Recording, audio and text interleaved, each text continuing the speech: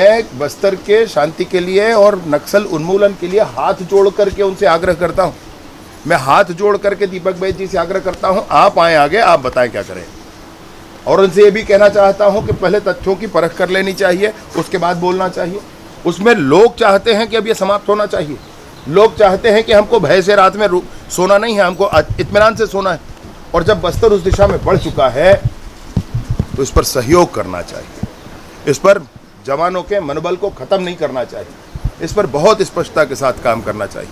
वो जो पीड़िया में जो 12 लोगों को मार गिराने की बात पुलिस दावा कर रही है, उसमें निश्चित रूप से 2 लोग नक्सलियों से जुड़े हुए थे। महीने 1.5 महीने से वो लोग नक्सलियों का काम छोड़ करके गांव में थे, और हो सकता है कि वो लोग छोड़ के आए हों या स्वास्थ्य लाभ ले रहे थे, उनको भी मार डाला। और जो 10 लोग हैं वो तो बिल्कुल ही निर्दोष है। मैं कहना चाहता हूँ कि उसमें जितने लोग मारे गए वो नक्सलियों का काम तो कर नहीं रहे थे। इसलिए हमारा कहना है कि इस घटना की आप न्यायिक जांच कराइए ताकि सच का पता लगे। कांग्रेस ने कभी भी किसी मुठभेड़ पर सवाल खड़े नहीं किए। सवाल खड़े वहां के ग्रामीणों ने किए। ये घटना जो 12 लोग मारे गए थे पीड़िया में, वो 12 लोगों में 2 लोग संगम सदस्य थे, बाकी 10 निर्दोष आदिवासी थे। 12 में से 6 लोगों के ऊपर अगर आपराधिक प्रकरण दर्ज था तो 6 लोग कौन थे? 6 लोग आप लोग निर्दोषों को गोली मारे। हम तो जांच मांग रहे हैं। हाई कोर्ट के सिटिंग जज से जांच होना चाहिए। आखिर जांच से क्यों डर रहे हैं, मैं पूछना चाहता हूं उनसे। नमस्कार, मैं हूं मोहन तिवारी। आज के मुद्दे में आपका स्वागत है और आज का मुद्दा हमारा आधारित है छत्तीसगढ़ की उस बड़ी समस्या पर जिसकी चर्चा हम हर बार रह रहकर करते हैं। इस बार भी नक्सल समस्या को वही एंगल मिलता हुआ नजर आ रहा है और एक तरीके से अबुझमाड़ की इस बड़ी समस्या ने अब अबुझ पहेली का रूप ले लिया है। हम ये क्यों कह रहे हैं? क्योंकि एक तरफ तो सरकार कह रही है कि वो बोली से समस्या का निदान करेगी, पर गोलियां भी चल रही है और गोलियां जब चल रही हैं तो वो सवालों के घेरे में है कि वो क्या सही लोगों को लग भी रही है या फिर निर्दोष मारे जा रहे हैं। इसी अबुझ पहेली पर आज हमारी चर्चा आधारित है। मिल लेते हैं उन मेहमानों से जो इस चर्चा में हमारे साथ रहेंगे। हम बहुत स्वागत करेंगे। हमारे साथ मौजूद हैं कांग्रेस का पक्ष रखने के लिए अभय राय जी, बहुत स्वागत आपका। हमारे साथ मौजूद है बीजेपी का पक्ष रखने के लिए निश्चय वाजपेयी जी, बहुत स्वागत करेंगे आपका। और इस पूरी घटना में एक नया मूवमेंट लेकर चल रही बेला भाटिया जी एक्टिविस्ट हैं, उनका बहुत स्वागत करेंगे। हमारे स्टूडियो में मौजूद हैं, बहुत स्वागत है आपका भी। तो तीनों मेहमान हमारे साथ हैं और जैसे कि हमने बयानों के जरिए बताने की कोशिश की कि एक तरफ सरकार गोलियां चला रही है, दूसरी तरफ वार्ता की वो बात कह रही है, लेकिन जब ये गोलियां चली तो कांग्रेस और भाजपा अलग अलग पक्ष विपक्ष में खड़े दिखाई दे रहे हैं। ऐसे में किसकी बात पर कितना दम है, पहले प्रतिक्रियाएं ले लेते हैं। सबसे पहले हम चलते हैं वाजपेयी जी के पास और उनसे समझने की कोशिश करते हैं कि सरकार आखिर चाहती क्या है। वो बातचीत की भी बात कहती है, वो मुठभेड़ भी लगातार कर रही है, समाधान की बात कहती है, दीपक बैज पर भी सवाल उठाती है। आखिर बीजेपी का पक्ष क्या है वाजपेयी जी? देखिए मोहन भाई, हमारा पक्ष लोकतंत्र का पक्ष है जिसमें आप अपनी सभी बातों को बोलने के लिए, सभी विषयों को रखने के लिए स्वतंत्र हैं, लेकिन उसको आपको संवैधानिक तरीके से रखना है। नक्सलियों के साथ एक बात यह है कि वो बंदूक की बोली बोलते हैं और वो बोलना क्या चाहते हैं, जो उनका विचार है उसको वो हमारे देश में हमारे संविधान को न मानते हुए हमारे व्यवस्था के विपरीत जा करके और बंदूक के दम पे लागू कराना चाहते हैं। वो हमारे जैसे 5-5 पीढ़ी से आप नाम पूछेंगे, हमारे आदिवासी भाई बताते हैं कि भागवत, उसके पिताजी का नाम शिवशरण, उसके पिताजी का नाम आपका अंजोर सिंह, उसके पिताजी का नाम सुजान सिंह। ऐसा नाम बताने वाले गौड़ समाज के लोगों को वो ये सिखाते हैं कि तुम हिंदू नहीं हो, ठीक है। और अगर इस बात पे कोई उनको बोले कि आप झूठ बोल रहे हैं तो उनकी एक टोली आती है, इस सांस्कृतिक माओवाद के फैलाने के खिलाफ एक उनकी टोली आती है बंदूक लेके और उस आदमी को गोली मार के चली जाती है।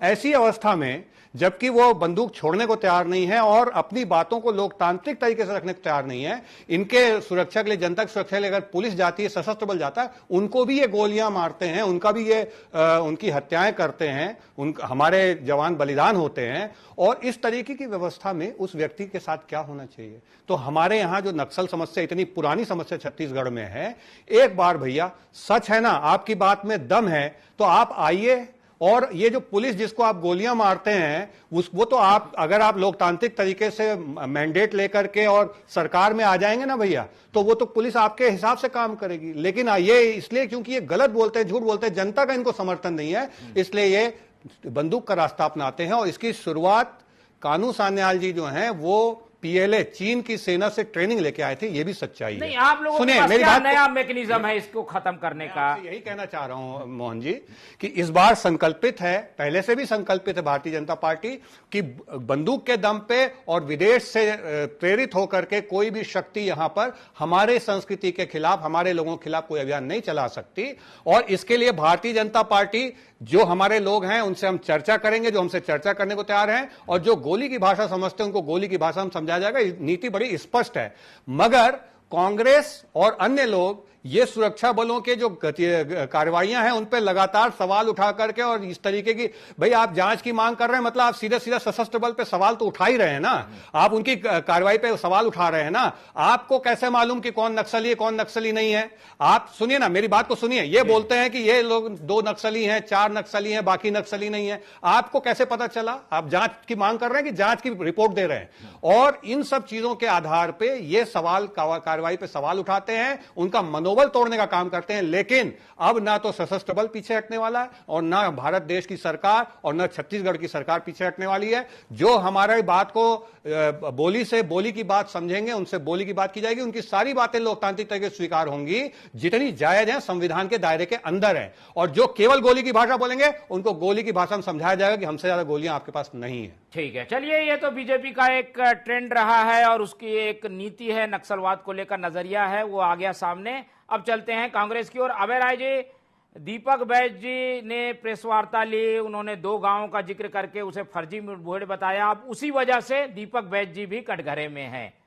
क्या ऐसे समय में जब ये घटनाएं हो रही हैं, मुठभेड़ हो रही है, इस तरीके के सवाल उठाना कितना, आप किसके पास तथ्य क्या है, कांग्रेस अगर ये बात उठा रही है तो? मोहन तिवारी जी, भारतीय जनता पार्टी के जो कोई न कोई बात ऐसी लाएंगे कि एजेंडा हिंदू की तरफ जाए, चीन की तरफ जाए। कहाँ नक्सल समस्या, कहाँ नक्सलियों से मुठभेड़, और कहाँ नक्सली इसलिए मार रहे हैं कि ये कहते हैं कि हिंदू नहीं हो। ये समझ से परे है। मतलब चुनाव तक आप हिंदू मुसलमान कर रहे थे, अब नक्सली समस्या में भी हिंदू मुसलमान आ गए। गजब की समझ है भाई।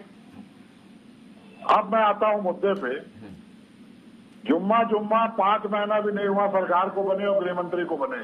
उप मुख्यमंत्री भी हैं, गृह मंत्री भी हैं, सरकार बन गई, और दावा कर रहे हैं कि हम केवल मोदी गारंटी के लिए काम कर रहे हैं, बाकी चीजों में हम कोई काम नहीं किए।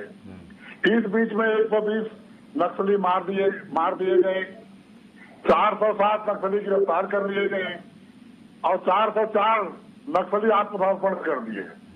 अरे मिस्टर वाजपेयी जी और विजय शर्मा जी, 15 साल छत्तीसगढ़ में आपकी सरकार थी। 6 ब्लॉकों से 6 जिले तक नक्सली समस्या को आपकी सरकार ने फैलाया।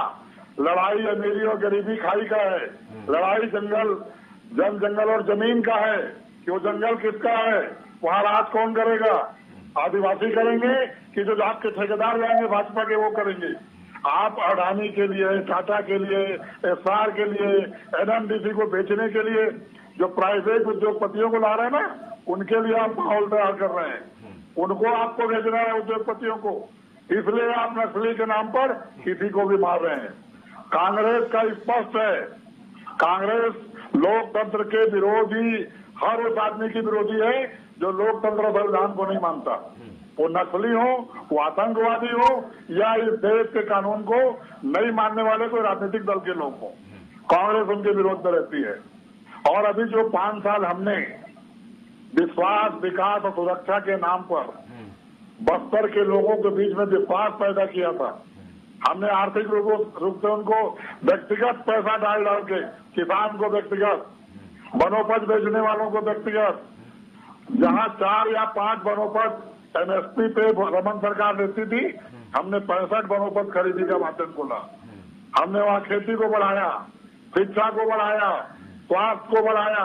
वहां हमने विश्वास पैदा किया, सुरक्षा पैदा की। मिस्टर वाजपेयी जी जरा रिकॉर्ड उठा के देख लीजिए, 80% नकली गतिविधियां कम हो गई थी वहां। और आज 5 महीने में मुठभेड़, 5 महीने में एनकाउंटर, 5 महीने में 120 का दावा। पहले तो ये सरकार से मेरा निवेदन है, आपने बहुत अच्छी भावना से पत्र लिखा, सुझाव मांगा, आपके इस भावना का हम सम्मान करते हैं, लेकिन पहले अपनी नीति स्पष्ट कर लीजिए कि आप गोली दौड़ समस्या को हल करना चाहते हैं, बातचीत से हल करना चाहते हैं।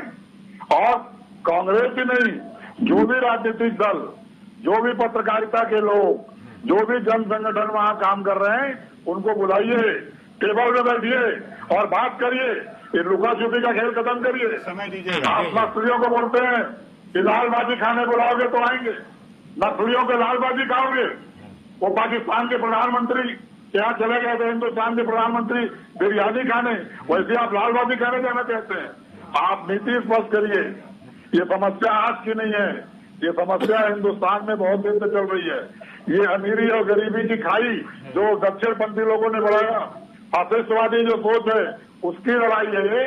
उसको अंत करने के लिए वहां के लोगों को सक्षम बनाना होगा, वहां विकास करना होगा, सरकार के प्रति विश्वास पैदा करना होगा, जो भूपेश बघेल सरकार कर रही थी। आज के जमाने में कलेक्टर का अपहरण होता था। चलिए, सुझाव उन्होंने दे दिया, अमल क्यों नहीं कर पा रही है सरकार? एक सुझाव मांगा, दीपक बैज ने सुझाव दे दिया, लेकिन आप आरोप लगा रहे हैं दीपक बैज पर, वाजपेयी जी। 3 बातें मैं स्पष्ट आपको करना चाहूंगा। अभय नारायण जी जो बात बोल रहे हैं ना, अभय नारायण जी को पता ही नहीं है कि उनके यहाँ जो विवाह में रस्में होती हैं, लगभग वो भाषा अलग होती है, लेकिन हमारे जो जनजाति समाज के विवाह होते हैं उनमें भी वैसे ही गीत गाए जाते हैं, अर्थ भी लोगों को एक जैसा निकलता है। हमारा जो जेनेटिक स्टडी हुई है उसमें पूरे भारत के जीन सभी लोगों में मिलते जुलते जीन हैं। और ये अभय नारायण जी जो है ना, जितना ये भेद विभेद वाली भाषा बोल रहे हैं, ये भी भाषा नक्सलियों की भाषा। कांग्रेस जो बात बोल रही है फर्जी मुठभेड़ है, इसमें जांच में क्या दिक्कत है? मुझसे बोल रहे हैं, उनसे जी, हाँ, मैं ये जानना चाह रहा हूँ, कांग्रेस जो भी है सुझाव दे रही है, कुछ कमियां, मेरा निवेदन तो सुनिए मोहन जी। नहीं, आपको भाषा पकड़नी पड़ेगी। ये समाज के अंदर भेद विभेद, उसकी लाल भाजी, इसकी लाल भाजी। अरे लाल भाजी तो छत्तीसगढ़ की लाल भाजी। अबे भैया, आपको समझ में नहीं आ रहा है? हमारा कहना है, जो हमारे बंधु बोली की भाषा समझेंगे, जो अपने समस्याओं को रखेंगे, जो लोकतंत्र के संविधान के दायरे में अपनी बातें करेंगे, शासन उसके साथ है, भारतीय जनता पार्टी उसके साथ है। लेकिन जो लोग केवल बंदूक के दम पे अपनी बात मनवाना चाहते हैं, उनको गोली मारी जाएगी। इसमें कोई चलिए, आप दोनों के पास आऊंगा। पहले बेला भाटिया जी से समझ लेते हैं कि उनका भी एक पॉइंट ऑफ व्यू है, और वो लगातार लड़ाई लड़ रही हैं आदिवासियों की। कांग्रेस भाजपा से इतर आप लोगों का संगठन बेला जी काम कर रहा है। अब ये जो सरकार की नई नीति है, जिसमें कोई मुठभेड़ हमने गिना दी, अभी 5 मुठभेड़ हो चुकी है, क्या नक्सली अगर कोई हमला करते हैं तो जवाबी हमला भी होता है, उसी तरीके के इसे देखने की जरूरत है, या इसमें कुछ कमियां दिखाई देती हैं आपको? देखिए, कमियां बहुत हैं, 1-2 नहीं है। आज के दिन में जो हो रहा है बस्तर में, वो एक खुलेआम, एक कत्लेआम हो रहा है। आप सब ने सारकेगुड़ा के बारे में सुना होगा, जो जिस घटना में 2012 में रात को बीजा पांडुम जो मना रहे थे आदिवासी, उन पर गोलियां चली, और बाद में जुडिशियल इंक्वायरी ने कहा है कि वो गोलियां पुलिस के द्वारा एक तरफी चलाई गई। आपने 2013 की एडेसमेटा की घटना के बारे में भी सुना होगा, जो रात में घटी, जिसमें भी बीजा पांडुम में आदिवासी लोग अपना पांडुम मना रहे थे और पुलिस की गोलियां चली और उसमें 8 आदिवासी मारे गए। नहीं तो पुलिस को क्या कोई दुश्मनी है? वो इतने दूर से जाकर एक को निशाना लगाकर ग्रामीण को कोई क्यों मारेगा? हो सकता है कि ये एक तरीके से चूक का मामला हो कि नक्सली है नहीं है, फोर्स जाती है तो सोचती है। ये तो जुडिशियल पूरा इसमें जांच हुई है सर। तो ये कोई एक्टिविस्ट की तरह या कोई अधिवक्ता की तरह मैं कुछ बोल रही हूँ, इसमें ऐसा नहीं है। उस समय भी 2013 में, हालांकि उस समय भी हमने जांच की थी और उस समय भी हम वहाँ पे गंगलूर थाना में जाके शिकायत भी लिखाई थी, जो बहुत साल के बाद जुडिशियल इंक्वायरी जो अग्रवाल जी के नेतृत्व में हुई वो सच पाया गया। मगर अभी जो घट रहा है, मैं सारकेगुड़ा का और एडिस मेटा का आपको उदाहरण क्यों दे रही हूँ, क्योंकि वो रात को घटी थी घटनाएं, मगर अभी जो हो रहा है बस्तर में दिन दिहाड़े हो रहा है, जिसकी एकदम ताजा जो घटना हमें अभी जो है वो है पिडिया और इतावर गांव की, जो 10 मई में घटी है।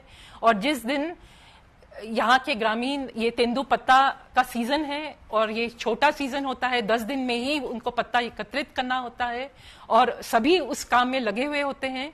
और भाई साहब बोल रहे हैं कि लोकतंत्र का पक्ष दे रहे थे और जहां कह रहे थे कि जो बंदूक उठाएगा उसके सामने गोली का जवाब गोली से दिया जाएगा, मगर ये जो गोलियां चली इतावर में और पिडिया में 10 मई को, ये कोई वहां पे मुठभेड़ नहीं हुई थी, वहां पे कोई वर्दीधारी माओइस्ट नहीं था और ये दौड़ा दौड़ा के तेंदू पत्ता इकट्ठा करने वाले आदिवासी ग्रामीणों पर गोलियां बरसाई गई हैं।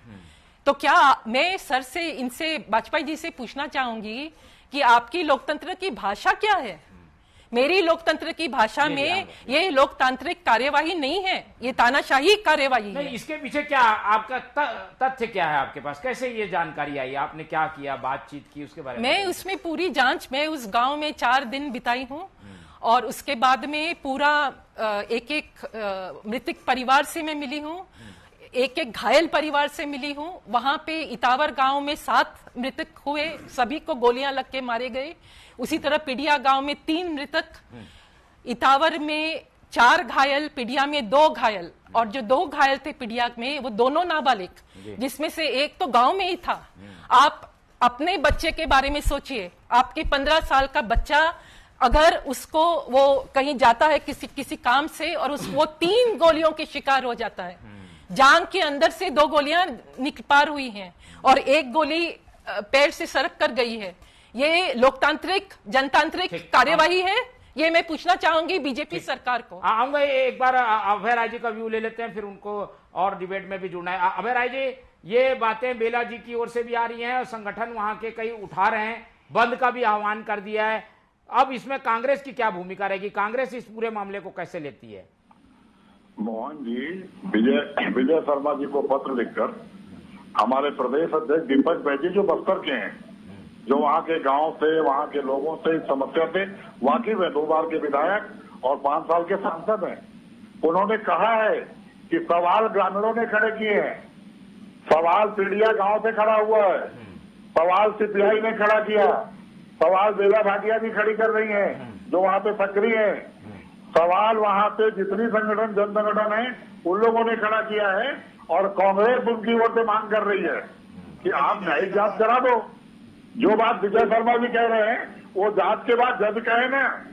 विजय शर्मा जी जज नहीं है, विजय शर्मा जी पार्टी है, विजय शर्मा जी की सरकार पे आरोप है। और अभी उन्होंने कहा कि 6 लोगों पे अपराध दर्ज है। वो क्या अपराध थे? नक्सली अपराध थे, मारपीट के अपराध थे, आतंकवाद के अपराध थे, और चलिए 6 तो अपराध थे, बाकी 12 लोग मारे गए, नाबालिग मारी गई, एक गूंगी बच्ची मारी गई।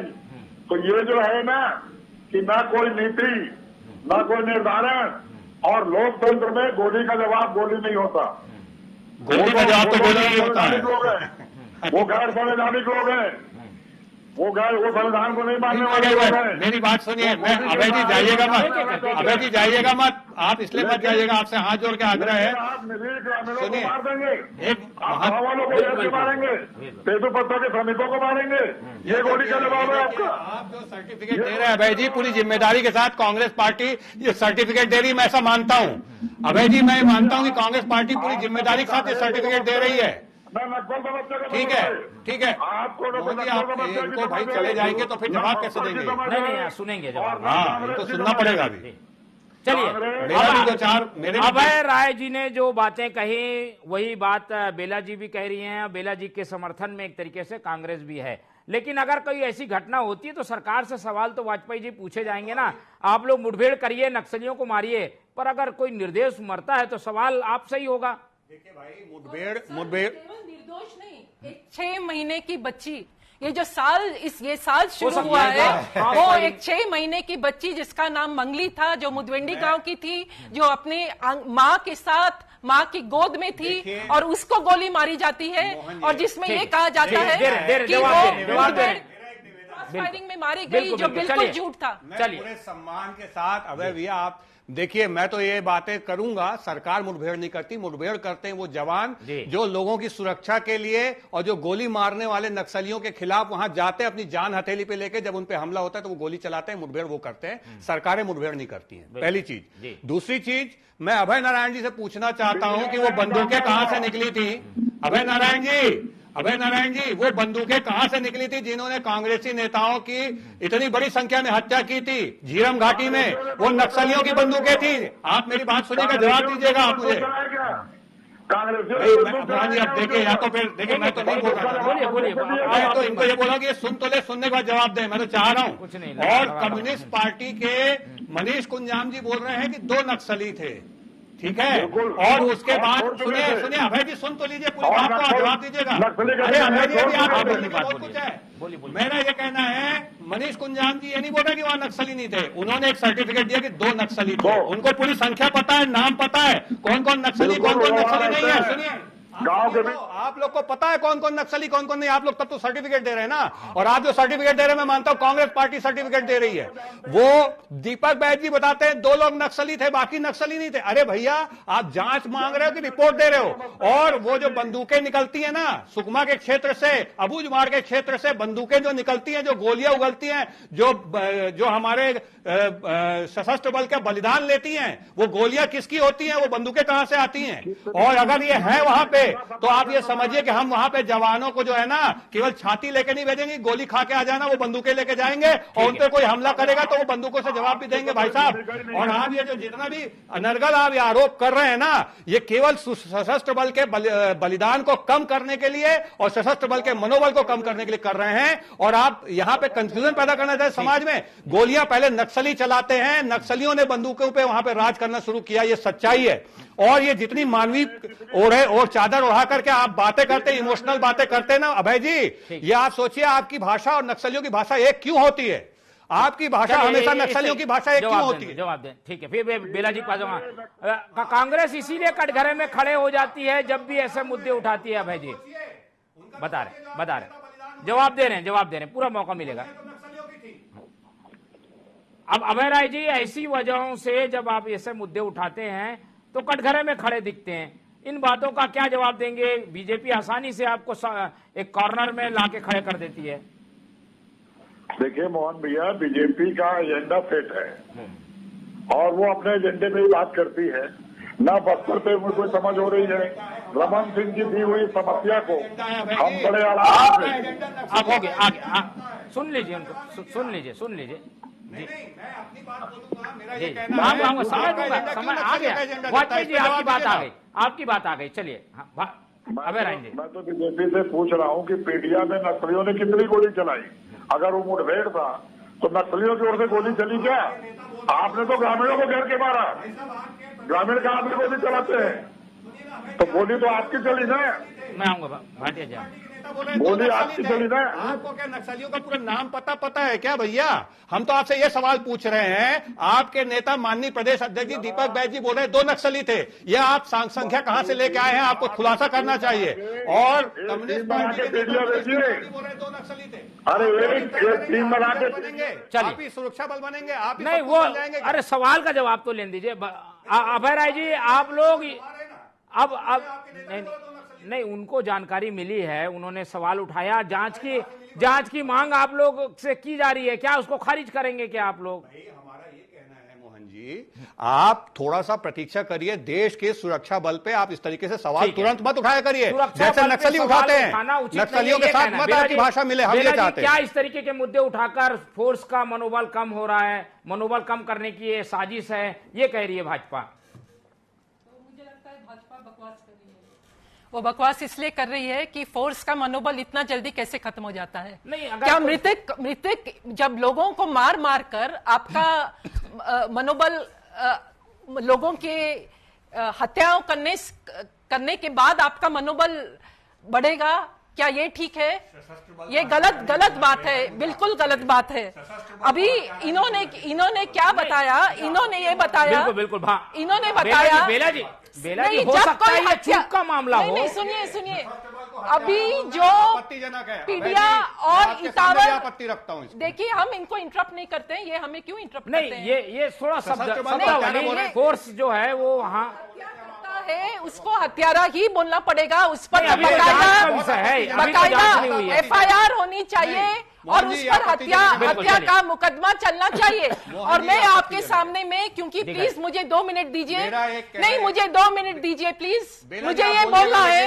नहीं, मैं एक अधिवक्ता हूँ, इसलिए मुझे ये बोलना है। नो, आई एम सॉरी, मुझे ये बोलने की मुझे नहीं, आपको हम बहुत बार सुन चुके हैं। नहीं, जो हत्या करेगा, सैनिक बल को, भारत की पुलिस को हत्यारा मत बोलिए। देखिए, एक तो आप बहुत बेईमान हैं। आपने अभी नहीं सुनिए, अभी आपने नहीं सुनिए, इन्होंने अभी ये क्या कहा? सरकार मुठभेड़ नहीं करती है, जवान मुठभेड़ करता है। ये गलत स्टेटमेंट है।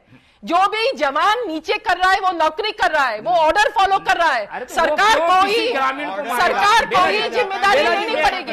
मेरा एक सवाल है, सरकार को ही जिम्मेदारी लेनी पड़ेगी। और मेरे को बस एक चीज की जिम्मेदारी गई, सुरक्षा के दौरान वो बंदूक लेके इसलिए जाता है क्योंकि सामने बंदूकें हैं। अबूजमाड़ में नक्सलियों के पास बंदूकें, इसलिए हम सशस्त्र बल को बंदूक लेके भेजते हैं। जब उन पे हमला होता है तो वो जवाब देते हैं। हमको बोलने दीजिए प्लीज, ये गलत बात है, आप हमें बोलने नहीं। एक बात स्पष्ट कर दीजिए, अगर कोई जवान जा रहा है इतने दूर, वो बंदूक लेके जा रहा है, हो सकता है ये चूक का मामला हो, गलती से क्रॉस फायरिंग में कोई आ गया हो, ये सब जांच का विषय है। किसी को एकदम विक्टिम बना देना, खासतौर पर फोर्स को, कितना उचित है? सुनिए, निष्कर्ष पे क्यों पहुंचते हैं सर? आप इन्हीं से बात कर लीजिए, हमें क्यों बुलाया है आपने? आप इन्हीं से बात कर लीजिए। चलिए बोलिए। देखिए, इसमें ऐसा है कि अगर 16 जन की, जो पीडिया और इतावर में हुआ है, वो 16 जन मारे गए हैं। इतावर में 7 लोग मारे गए हैं, उसमें से 7 लोग मारे गए, 4 घायल हुए, सब गोलियां चली उन पर। पीडिया में 3 और 2 घायल, ठीक है? तो कुल मिला के आप गिन लीजिए कि कितने हुए। तो इसमें ऐसा है कि कोई एक जन जब गलती से मरता है तो हम बोल सकते हैं चूक हुई, उसको कोलैटरल डैमेज बोलेंगे। मगर जब इस तरह से होता है, इसको नीतिगत बोलेंगे। टारगेट क्यों करें? इसको नीतिगत बोलेंगे। नहीं, इसका मोटिव ये है कि ऊपर से या तो इन पर बहुत प्रेशर आ रहा है कि आप जल्दी से जल्दी अपना हमें आंकड़े दिखाइए। आप बॉडी काउंट, अभी आजकल बॉडी काउंट बहुत इंपॉर्टेंट हो गया है, तो जरूर आपके मुताबिक सरकार नहीं कर रही है। पर मैं आज के दिन में ये कहूंगी कि विष्णुदेव जी की सरकार एक तरफ बोलती है कि हम पॉलिटिकल डायलॉग करना चाहते हैं, मगर दूसरी तरफ 1 जनवरी के बाद से मुठभेड़ों की संख्या बहुत ज्यादा और उसकी इंटेंसिटी बहुत ज्यादा हो गई है, जिसमें ग्रामीण और बच्चे और औरतें मारी गई हैं। वाजपेयी जी, ये क्या हो रहा है? एक तरफ गोली भी चला रहे हो, गोली भी की बात करते हो आप। जिनसे पॉलिटिकल डायलॉग की बात है उनसे एक आग्रह है, भैया बंदूक को रख दीजिए, आप लोकतांत्रिक भाषा में आइए, इस संविधान के दायरे में आइए, आप बात करिए, हम लोग भी सब बात करते हैं। और एक चीज समझिए, सशस्त्र बल भी इस देश की कानून व्यवस्था का एक हिस्सा है, सरकार की व्यवस्था का एक हिस्सा है। और मैं फिर बोलता हूं, मुठभेड़ सरकारें नहीं करती हैं। मुठभेड़ कोई सुरक्षा बल जो लोगों की सुरक्षा के लिए गया, नागरिकों की सुरक्षा के लिए गया है, वो उस हथियार को चलाने के लिए न केवल ट्रेंड होता है, बल्कि उसको इस बात के निर्देश होते हैं कब चलाना कब नहीं चलाना, और वो निर्णय करता है मौके पे। जैसे कि सुनिए बात पूरी सुनिए, नहीं बात पूरी सुनिएगा मोहन जी, मेरी भी बात को पूरा सुनिएगा। भाई तो समय कम है, लेकिन जब विषय इतना गंभीर है कि आप एक बात को समझिए, जब भी आप सुरक्षा बल पे सवाल उठाते हैं, आप सरकार पे सवाल मतलब पूरी व्यवस्था पे, जैसे न्यायिक व्यवस्था ना, आप बोलते हैं कि जज को ले आओ, तो भाई जज साहब भी उस पूरी एक भारत की व्यवस्था का हल है, सरकार के एक हिस्सा हैं। जैसे पॉलिटिकल पार्टीज उसका हिस्सा हैं, वैसे ही सशस्त्र बल, सुरक्षा बल भी उसका एक हिस्सा है। और आप उन पे सवाल ऐसे नहीं उठा सकते, और आप बिल्कुल नहीं बताएंगे कौन नक्सली कौन नहीं है। ये बात सशस्त्र बल बोल रहा है और उसके बाद न्यायिक जांच होगी, उसमें मानेंगे। अगले दिन आप बेला जी, सीवी अगला विवेक कदम नहीं बोल क्या सकते है, हैं। क्या करेंगे अब? सरकार तो नहीं मानेगी ये सब बात, जांच नहीं होगी अभी न्यायिक, ऐसा लग रहा है। होगी भी जांच तो उसके पहले आप फैसला नहीं देंगे, मेरा ये ठीक, कहना। आप बिल्कुल, तो बिल्कुल सही, ये बिल्कुल कैसे सही। बताएंगे कि दो लोग हैं नक्सली बाकी नहीं है? ये कैसे बताते हैं? बेला जी, लेकिन कदम क्या करेंगे अब? अगला कदम क्या है आप लोगों का? देखिए, हमारा एक कदम था जो ये है शिकायत किसके द्वारा ये की गई थी या हम लोग ने दी थी। ये शिकायत जो मृतक परिवार है, हाँ, और जो घायल परिवार हैं, उन्हीं के परिवारजनों के द्वारा ये शिकायत लिखी गई थी। जो हमारा संविधान और जो हमारा कानून, देश का कानून अलाउ करता है, और ये न्याय की पहली सीढ़ी है कि जब भी आपके साथ में कोई क्राइम हो, आप अपने थाना में जाके शिकायत लिखाएं। मगर इस बार बीजापुर में ये बहुत ही अनोखी घटना घटी है कि हम लोग की शिकायत नहीं ली गई। चलिए, अब आगे क्या करेंगे? चलिए, और इसके बारे में हम लोग न्यायिक लड़ाई लड़ेंगे, क्योंकि हम चाहते हैं कि देश में कानून बना रहे और लोकतंत्र बना रहे। लोकतंत्र को जब कोई चाहे उसके साथ में तोड़ मडोड़ लोकतंत्र को अपने फायदे के लिए नहीं किया जाए। ठीक है, कोर्ट का दरवाजा खटखटाएंगे। अभय राय जी, आखिरी टिप्पणी जल्दी जल्दी बोल दीजिए। ये दोनों बातों को सुनकर कांग्रेस का क्या स्टैंड है अब? कांग्रेस जनता को साथ लेकर, जनता से बात करके, वहां की जनता जैसा चाहेगी उस लड़ाई को लड़ेगी। हमारा संविधान पे भी भरोसा है, सशस्त्र बल पे भी भरोसा है और न्याय पे भरोसा है। केवल भारतीय जनता पार्टी की सरकार बहुत जल्दबाजी न करे, ये बहुत गंभीर समस्या है, गंभीरता से निर्णय ले और नक्सल नीति डिक्लेयर करे। ठीक है, वाजपेयी जी, जल्दी 30 सेकंड में। दोनों मोर्चे में आप लोग घिर गए हैं, ग्रामीण भी बोल रहे हैं, कांग्रेस भी बोल रही है। देखिए, मैं यही कह रहा हूं, हम बहुत जल्दी निष्कर्ष पे पहुंचने की हड़बड़ी करते हैं। जब सशस्त्र बलों का बलिदान हुआ था बीजापुर में और सुकमा के बीच में, कोई एक व्यक्ति आया नहीं डिबेट करने के लिए। आपने डिबेट नहीं, आपने कोई फैसला नहीं दिया। उन्हीं बंदूकों से निकली थी गोलियां, जिनके अब जब एनकाउंटर होता है तो आप सुरक्षा बल पे जो सरकार का हिस्सा, आप उस पर सवाल उठाते हैं और उसको आप सीधा सीधा जो है ना पॉलिटिकल लेने लग जाते हैं। ये तो कांग्रेस पार्टी इसमें फायदा देखना चाह रही है, लेकिन ये देश की सुरक्षा का विषय है। मैं अभय भैया से सहमत हूं कि इसमें हम सशस्त्र बल पे इस तरीके से उंगली नहीं उठाना चाहिए जो उन्होंने बोला। मैं इसको मानता हूं और आप तब तक उनको गलत ना माने, जब तक आप थोड़ा रुक जाइए, थम जाइए, हड़बड़ाइए मत। और सब चीज सही हो रही है और सही ही होगी। ठीक है, चलिए, ऐसी स्थितियों में अभी कई दरवाजे खुले हुए हैं। न्याय का एक दरवाजा अलग है सरकार को भी, लेकिन इसमें देखने की जरूरत है कि अगर कोई शिकायत आती है तो उसका निदान जरूर किया जाना चाहिए। फिलहाल ये अबूझ पहली इस पूरी चर्चा में कम समय में नहीं सुलझ सकती, चर्चा लंबी चलेगी। हमारे पास समय की बाध्यता है, इसलिए चर्चा ही खत्म करेंगे। इस पूरी चर्चा में हमारे साथ निश्चय वाजपेयी जी थे, उनका बहुत धन्यवाद। बेला भाटिया जी ने हमारे साथ समय दिया, बहुत धन्यवाद। और अभय राय जी हमारे साथ जुड़े रहे, उनका भी बहुत बहुत धन्यवाद। तो तीनों मेहमानों का धन्यवाद करते हुए आज की ये जो चर्चा है यही खत्म करते हैं और हम उम्मीद रखते हैं कि नक्सलवाद एक दिन छत्तीसगढ़ से विदा होगा, लेकिन उसमें निर्दोषों की जान बिल्कुल नहीं जानी चाहिए। और इसी उम्मीद के साथ आज की चर्चा ही खत्म करते हैं और आप लोग से रखते हैं उम्मीद कि आप लोग देखते रहेंगे TV24। रखिए अपना बहुत ख्याल। नमस्कार।